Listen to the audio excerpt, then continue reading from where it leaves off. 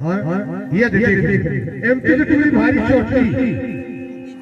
जेखर खेत को परिंदा सीधा ये टीचर की कथा इन पर के चोदे ओली ने नहीं देखा ओली ने तोड़ हां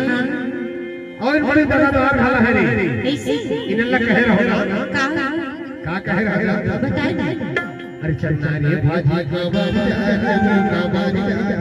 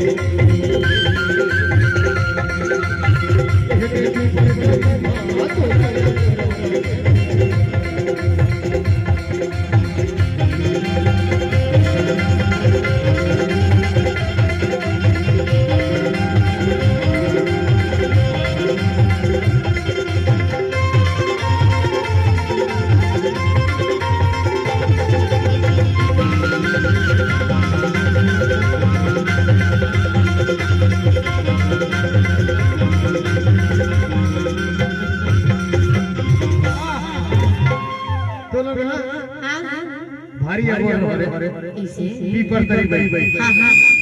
ओ कहे रहो अरे हाथी की घाड़ा